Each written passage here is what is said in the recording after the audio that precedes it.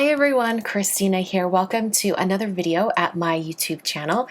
Today I'm going to be showing you 3 card examples of no-line watercoloring using images from Lawn Fawn. This is a really cute stamp set from Lawn Fawn, and I thought the images of the little critters would be perfect for no-line watercoloring. After I finished painting all of these animals, I sent a picture to Kelly Marie Alvarez, one of the owners of Lawn Fawn, and she was so excited. She said, "You made them look like storybook characters or from a storybook." I thought that was so perfect and true because that's what I was aiming for. When you do no-line watercoloring, it gives this very illustrative effect, and it's like you can trick the viewer into thinking that you drew those images yourself. So it's a really cool technique and it's really fun. It's not the easiest technique, so that's why I'm going to walk you through from beginning to end what I do when I'm doing no-line watercoloring. There are some tips and tricks that will make it easier, so I hope you will catch those along the way. Let's get going. The stamp set I'm using from Lawn Fawn is called Butterfly Kisses, and I picked this stamp set in particular because the images are quite simple but with a lot of character. I find that for no-line coloring you want to use images that have a lot of open space, so images from Lawn Fawn or a Pretty Pink Posh or some of the Simon Says Stamp illustrated stamp sets are great for this. Little characters that just look really fun are always a good idea to start with because they're really encouraging because you sort of get that storybook look that I mentioned before. So I'm stamping my images in antique linen distress ink, and I really love this particular ink for no-line watercoloring because it's very forgiving. And if by chance you stamp it once and the line isn't dark enough, feel free to stamp the images twice. I was able to get a really good impression just with one stamping this time, but I have been known in the past to need stamping images twice or even 3 times to get a really nice solid line. The watercolor paper I'm using today is actually a cold press watercolor paper. This is Fabriano Artistico Extra White. However, I really recommend trying out no-line watercoloring on hot press paper as well, just because it's a very smooth surface. So in the past, I've really recommended using hot press watercolor paper for no-line watercoloring, but this time I just happened to be using cold press. I want to draw your attention up to the top corner of the screen. Since I will be doing a lot of painting in this video, I've included the colors of ink or paint that I'm using up in that top left corner. So if you're ever wondering what colors I am using while I'm painting, I'll have those listed up there in the top corner. I'm starting out with Vintage Photo, and I'm going to paint this little bear here in real time so you can really see how long it takes to paint a little image like this. It surprisingly takes a really, really long time. I think in total it took me just under 20 minutes just to paint this little bear. So if you find yourself starting out and it's taking you a really long time to paint, don't be discouraged. It really is about going slow and being very patient, because what you're going to do is build up layers of color. Okay, so when I first started doing no-line watercoloring years ago, I really made a note to study how other people were already doing online. I found some amazing blogs, and I hadn't really seen any videos on this, so I sort of just had to find a blog where someone described what they were doing. But basically what they said that they were doing was taking distress ink that they'd smushed onto a palette like I've done off to the side here. I just took my little distress ink cubes and pressed them down onto a slick surface.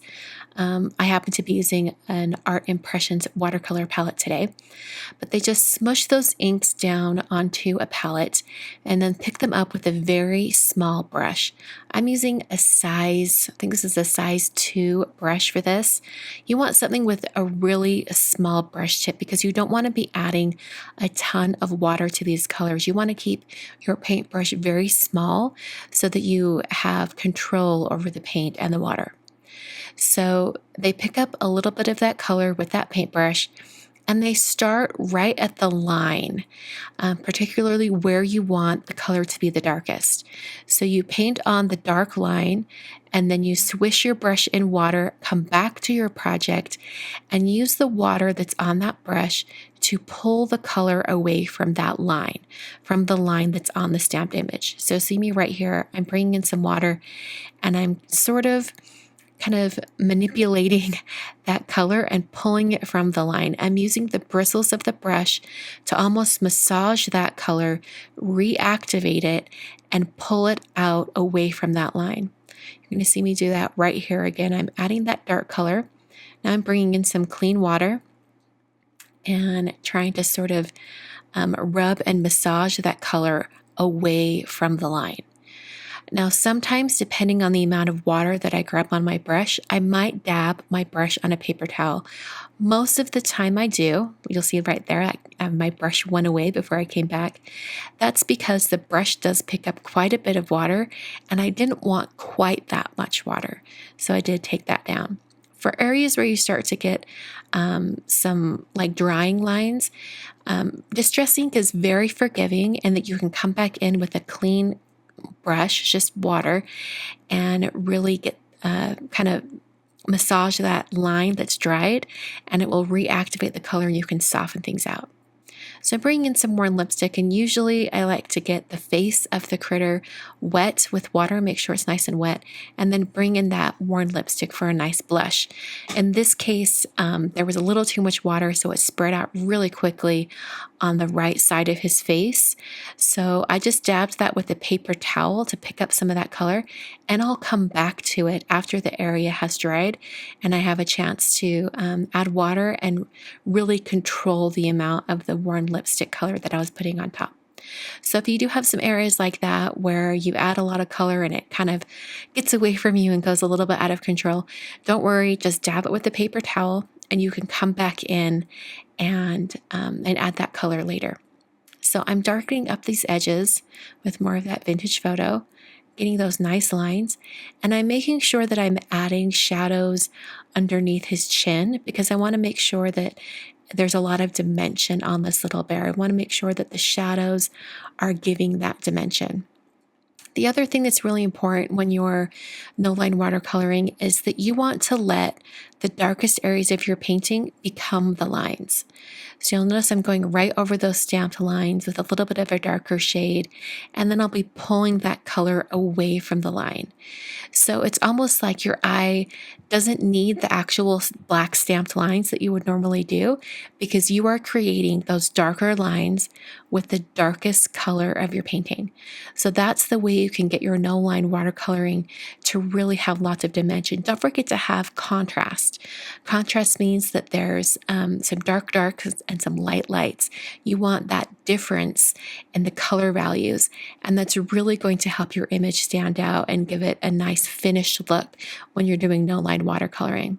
I think one of the mistakes we can make when we first start watercoloring in this style is not having enough contrast.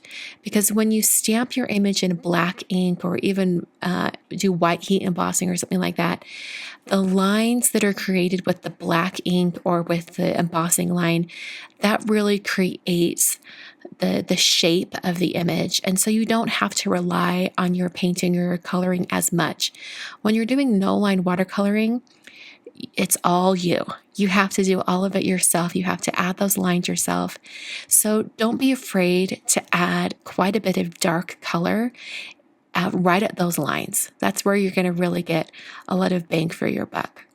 So I think at this point, I'm almost about done with all of the vintage photo that I'm using for all of my painting. I'm going to be switching to another color here in a little bit. But there's a lot of painting here. I'm working in layers. I started with really light browns, just having a little bit of that shadow at the corners and at the lines, and bring that more into the center of the bear. And now I'm just going over those areas and adding more and more color. So I'm going to come back to the cheeks on the bear. So I'm making sure that area is nice and wet, and I'm bringing in the smallest amount of worn lipstick just to get that color moving. And this time there isn't as much water, and so the pink's not going to spread all over his face. It's going to be more concentrated just on his little cheeks, and that's exactly the look that I wanted for this little bear. I'm using a clean brush just with plain water, dabbed off on a paper towel so there's not a whole lot, to soften the edges around that worn lipstick shade. Okay, so I'm bringing in even more vintage photo. I told you there's a lot of painting on this one little bear. I'm just building layers and layers and layers of color. So I did want to mention that there's a specific reason why I'm using distress ink to show you this no-line watercoloring technique as opposed to traditional watercolor paints. And that's because I find using distress inks with no-line watercoloring a little bit easier. And I think it's because they react to water more than regular traditional watercolor paints after they're already on the paper. I think regular watercolors, while you can kind of bring in that wet brush and kind of spread that color out after you have it on your paper, you can do that. But with distress ink, I think it is perfect for no-line watercoloring because you really can pull that color away from the edges of the image, if that makes sense. The first time I did no-line watercoloring was with distress inks, and I find them perfect for this technique. I've had a few people ask over the last little bit since I have been using a lot of the distress oxide inks, why do I even need the original distress inks if, I'm blending and stamping with the oxides? Why would I ever need the original distress inks? And this is why you need them, because they are a fantastic painting medium. They're wonderful for watercolors, and they make great backgrounds. I generally nowadays use the distress inks purely for watercoloring and maybe some watercolor backgrounds. I've never stamped with distress ink before. I find it doesn't give a really solid impression. For that, I'd much rather use the oxides. Okay, so now I'm bringing in a really dark brown. This is ground espresso. I realized that vintage photo wasn't getting as dark as I wanted it to be. And so I'm using some ground espresso to darken up those shaded areas. And this is really going to emphasize the rounded shape of the bear's head and also, under his arms and around his feet. Okay, so I want to talk a little bit about the types of images that are best for trying out no-line watercoloring. I mentioned before that simple, very open shapes work best. I want to suggest to you guys, for one thing, paint what you really love first. If you really love flowers, find a flower image that's nice and big and open, and then paint that first. But if you like people, go ahead and paint people first. Or if you like critters like this, paint the critters. If you have a lot of experience doing regular stamped image painting of particular types of images, you will find that it's easier to do the no-line watercoloring with those same types of images. So, for example, if you really love coloring all the people stamps from the greeting farm or La La Land crafts, maybe try no-line watercoloring with those images first. In fact, if you're not real comfortable going straight into the no-line watercoloring, you might do sort of like a little bit of homework, do a little bit of a study, and first paint that image with a black line. And then after you've painted that and you feel really good about it, paying attention to those contrasts, getting lots of dimension, then try that same image in no-line watercoloring. And you'll really see how much that, those same techniques you used on the first practice, it really translates into the no-line watercoloring technique as well. Okay, so here's another tip for you, another thing I wanted to mention, and this is something that I read on someone's blog when I was researching no-line watercoloring years ago, and that is you want your image to be so light and so faint that the color kind of disappears after you've painted it. And because of that, your stamped lines are going to be so light that sometimes it can get lost while you're painting. This sometimes happens, especially if you're using markers, like Copic markers or things like that. Sometimes the line can get lost because you're going in with such intense color. So in order to help with that, I like to have the same image I'm working on stamped on a piece of scratch paper in a dark ink off to the side. And I will glance at it and refer back to it quite a bit, especially when it comes to painting the face once I'm adding in the dark details. Like for example, on this bear's nose and his mouth and his eyes, I will look at a darker stamped image of this bear. In particular, in this case, I just had the stamp set off to the side, and I had a piece of white paper underneath it so that I could see the lines of the image really well. And I just kept referring back to that stamped image just to make sure that I was kind of staying within that area that I wanted to be in, and I had all those details just right. So right here on screen, here's an example of going back in and softening those harsh drying edges. Coming in and softening those darker lines right on his face. And it softens everything up and gives it, it still has the watercolor look, but it doesn't have as harsh of lines right around those areas. Darkening up the area of his tummy right now. And I'm almost done with the bear. I told you, it's a lot of painting on this bear. And I will speed up the painting for the rest of the animals. I will still have the colors I'm using up in the top corner, but I will have some music playing on that just because there's a ton of painting on these particular cards. So if you enjoy cards like this or videos like this where I show you real-time painting and real-time techniques, not speeding up as much, let me know down in the comments. This is a little bit different. I've never shown you guys no-line watercoloring without it being sped up, but I think there is some value in seeing it from start to finish in real time because it shows how long it really does take to paint images like this. A lot of people say, it takes me too long. I don't know, understand why it's taking me so long. Well, you're not the only one. This is just one of those techniques in this painting methods that takes a long time. And speaking of, this is one of those techniques and methods that you could translate into your own images. If you decide to draw your own bear or sketch a scene or something like that, you could use these same techniques with it because really, you're only one step away from having a penciled in image anyway. With this stamped image with the lighter lines, it's almost like you've drawn it with a pencil, and the pencil lines are very, very faint. So, don't be afraid. You can draw your own images too. So I'm going to go ahead and go right into the painting of the other animals for a few minutes here. I've sped it up quite a bit, but I did want you to see the process and see all the color names up in that top corner. So I will catch up with you after the painting is finished.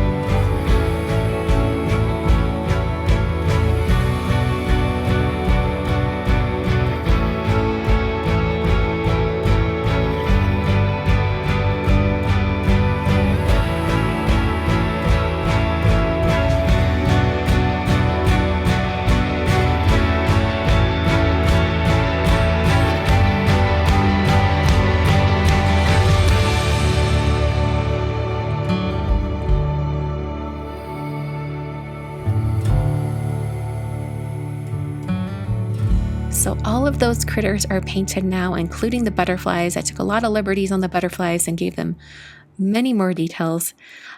This is my palette with all my colors that I've used, and it just cleans up really, really easy with a wet baby wipe.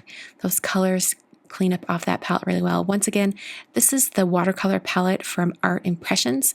I really like that it's a nice dark white. So I have the coordinating dies for the stamp set that I'm going to be using today, and I'm going to cut all of these out. I think if I was going to make these cards again, I think I would have just stamped the images directly onto the card fronts so that I wouldn't have the white outline around the images. But all in all, it wasn't a huge deal, and I really like how they turned out. You notice that I didn't color in those clouds.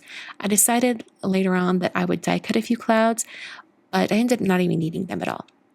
Okay, so for this first card, I'm marking the center of the front of the card. I've already scored it, and I've made this card base out of that same watercolor paper that I used for the critters. So this is the Fabriano Artistico Extra White. And I've got this bottle of embossing powder from Wow. I'm just using it as a template for the circle. It's about a little over 1.25 inches wide, and that's the kind of size of circle that I wanted. After I have that drawn right in the center of the card, I'm using my T-square ruler to draw lines coming out so that I can line up this embossing powder jar right over the top, have it kind of go up against that line at the bottom, and then trace it. And this is going to make sure that all 3 circles are right in a row and they're nice and straight. This is going to make it so much easier to get placement. And whenever I do little tricks like this where I'm just using objects that are on my desk, I really feel like I'm getting the most bang for my buck when it comes to my supplies. I'm taking an eraser and I'm erasing all the extra lines that I don't need. And I'm also going over the circles a little bit and just erasing them a tiny bit so that I don't trap any of that pencil with the watercoloring I'm about to do. So the watercoloring for the 3 circles, I'm going to show you the first circle in real time, and then I'll speed through the other 2 circles. So the technique I'm doing with this is I'm wetting the entire circle area with clean water, just clear water. I want to wet the entire surface area. And this is one of those things with watercolor that is really great to remember, is that the paint will only go where the paper is wet. So when I drop color onto this, the color is going to spread, but it will only go where the paper is wet. So you can control where it's going by wherever you place the water. So I've put that water, filling that entire circle, and now I'm going to bring in some different colors of distress ink. I'm starting with Scattered Straw, and I'm just dropping that in at the corner, like at the sides of that circle. And I'm adding a little bit of water just to get it to spread out even more. And I want it to come kind of up halfway into that circle. Then I'm going to switch colors, and I'm going to bring in some worn lipstick. I'm going to bring that in on that other corner, and I sort of want these colors to mix in the center. So I've added some more water to my paintbrush, and I'm sort of just pulling that color down toward the center. So this is the same technique I'm going to be using for the other 2 circles, but I'm speeding up the video so you can see the whole process happening. So I started out with picked raspberry, got that color kind of moving, and then I brought in some shaded lilac and lots more water to get those colors to sort of mix and combine in the center of my circle. For this very last circle, I'm actually going to use 3 different colors, and I'm going to bring in that picked raspberry first so it sort of relates that center circle. I'll bring in some worn lipstick and also some Scattered Straw. So I'm going to use my heat tool to speed up the drying process on these, but you could definitely just let it air dry. And then I have my kind of background for this first card. So I'm going to do some stamping, and I want the stamped greetings to wrap around the circles. And the images in the stamp set don't do that, so I'm going to manipulate it by putting my watercolor circles underneath the door of my MISTI, placing that stamp on top and bending it around. And then I can, moving rather quickly because that stamp won't want to stay there, I can then put my watercolor image onto the other side of my MISTI and then stamp it. I'm using some Acorn ink from VersaFine. This is the VersaFine Clair ink, And so I'm using the color Acorn, and I'm going to stamp that. And now I have that greeting wrapping around that circle. I'm going to do it one more time with this other circle, and it's this time stamping near the bottom with the rest of that greeting. Manipulating the shape of your greeting stamps is a great way to get a little more use out of your stamp sets. Using the little squiggle line from the stamp set so it looks like this butterfly is flying across. And then I put some foam adhesive behind the bunny and the butterfly and press that down onto the card. The last thing to do is just erase any of those pencil lines that are still showing and then crease the fold of the card. So for the second card, I've taped off a wide border around the outside of this card front. And then I'm just dropping colors in, similar to those 3 circles that I showed you before. But this time I'm using more colors since it is a larger space. And I'm creating sort of a sunset look. And I'm doing that sky texture by doing some horizontal stripes with my brush right before I dry it. And then I'm going to come back in with a little bit of other colors, doing that kind of horizontal stripe little pattern again. This kind of gives it a look of really flat clouds going across the sky. So I'm going to add some ground here with some Vintage Photo and ground espresso. Just added a ground and then flicked my brush up to add some grass. This is going to be the background and ground for my little bear. So I peeled up all of that masking tape, and I'm now going to work on the bear. I've placed the bear in that bottom corner on some foam adhesive as well as the butterflies. And then I used a white gel pen. This is a number 10 Jelly Roll pen. And I just added some little butterfly trails. There weren't any of the trails in the stamp set that had the kind of shape that I wanted. So I decided to just draw those in with a white Jelly Roll pen. And that finishes that card. I decided to not put a greeting on that one. For the third and final card, I've created a more short but long card. The finished card size is actually 3.5 inches tall by 7 inches wide. And I picked this size of card because I still wanted it to fit inside a 5x7 envelope. I've done a similar technique that I've done with the previous 2 cards where I wet the entire area and then started to drop in color. So I brought in some wilted violet, broken china, and then a little bit of picked raspberry. And the last thing to do on this one is to add the ground. And this time I'm going to use a little bit of darker color combination. I'm using ground espresso and black soot. And I've mixed those colors together and just painted along the bottom. And then I'm going to use little flicks of my brush to add the little grass, blades of grass coming up. So I'm putting that all the way across the bottom. This is the scene that I'm going to use with the fox, and the fox is running and catching butterflies in his net. So I thought it'd be nice to have a really long scene so it looks like he has a long way to go with all of the butterflies. So I'm placing those on with some foam adhesive, and then I have a greeting that I've stamped and white heat embossed on black cardstock, and I'm just adhering that with some foam adhesive. So those are all 3 of my cards for today. Doing these no-line watercolor images it's great for creating scenes like this, and I love how vibrant the backgrounds look with it. Hope this video helps you guys out. Thank you so much for watching, and please leave a comment down below if you like this video. Thanks so much for watching today. Before I let you go, I want to remind you that all of the supplies I used today, including the papers and inks and cardstocks and colors, things like that, everything I used today is listed down below in the video description with links to online stores. So it should make getting those supplies super easy and fast.